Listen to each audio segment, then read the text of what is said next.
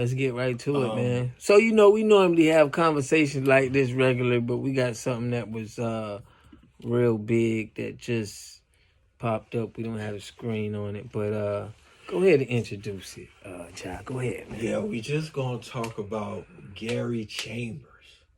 The great Gary Chambers. It's a new name, but I'm gonna call him the great Gary Chambers.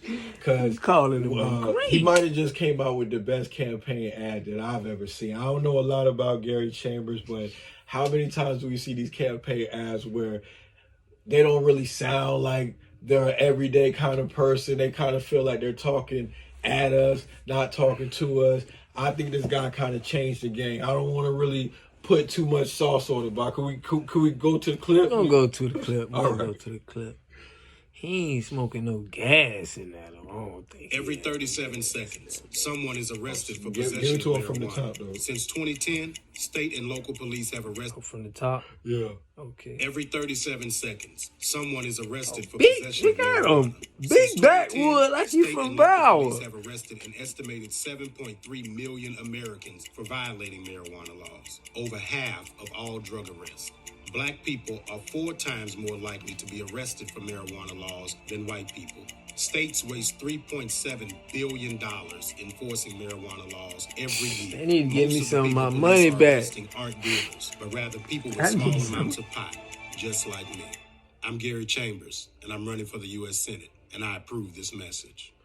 Gary Chambers, see, it wasn't a fake black scent. He sounded authentic. He's smoking a fat one. I think it all it touches people He in from my Louisiana. background, because we've all been caught with a Louisiana. small amount of marijuana. Yeah, It felt like we've been unjustly dealt with. You know what I'm saying? We've been wronged in some kind of way. So he's speaking to that. And I think that's the kind of candidate that we need. I don't know about anybody that's really excited in the Democratic Party right now. So we need somebody with that kind of energy that's willing to make a statement like that, a campaign ad like that. I think people will rally behind him. I agree. I mean, I'm very excited to see somebody encouraging the weed, but let's look into these numbers at what he's saying now. Okay. He was dropping some facts. Dropping some big numbers now. States wasting $3.7 billion enforcing marijuana laws each year. That's crazy. Okay? And then he said that black people were 3.6 times as likely to be arrested for marijuana possession than white people in 2018. States that legalized marijuana had lower rates of racial disparities in marijuana possession arrests. So, I mean, those are some statistics. I mean, that those views have been around for some time. And they even went on to say in the article that 60% have said that marijuana should be legal for recreational and medical use, according to an April 2021 Pew Research study. Say another 30% said that it should be legal only for medical use, and while 8% said it should not be legal for any reason. So this is something that most people want, but these are just politicians blocking this kind of thing. okay, so do you feel that, think he's going to win? You think this is a good, is he trolling?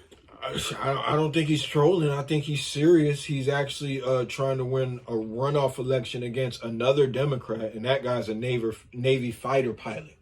So, Okay. it seems like, that guy's a formidable opponent, but I don't really know enough about these two candidates to make a fair assessment on whether I think he could win. I think his campaign ad He is just good. called him great. Yeah, just for the ad. Just for the ad. Now, when it comes to messaging, when it comes to an ad, I don't think I've seen another campaign ad better than that. I think he just got to the point. He was dropping facts, and it's something that a lot of people are going to connect with. I haven't seen it better than, I can't even remember a campaign ad that touched me as much as that one. Okay. We had to make the video. We was really about to, just make one tomorrow. We decided what to make. But it's a lot of people that have not been arrested for marijuana that's not going to tickle them. So can you give this man a valuable chance to win off of pushing marijuana? Yeah, I think it went. I think it motivates people to vote. I think marijuana is good enough to get people out. So to you vote. think with him just stressing that, hey man, I'm going after the marijuana, the smoke, that could It's win not just him the election? I think it's enough to get people paying attention, and To it's him? all about name recognition. They always say that the candidates with more name recognition have a better chance at winning. I think with that campaign ad, I remember his name before I remember the next candidate's name, and I'm not even in that state. You know, And I understand that it's biased, but would he be able to? This is my point. I'm gonna vote for him. I'm for it. You've already decided. Right. I don't even know if I'm there. I don't even know if we're in the same state to even vote in that race. You know? I'm voting for him. Okay, but what my objection would be is I feel that a lot of people that look like me and you gonna vote for him. Yeah. But is he gonna win is he gonna win it? Is this enough? Yeah, I don't think. I mean, yes, I'm gonna vote. Hey, I'm all for him. I think he's going on a runoff election against another Democrat.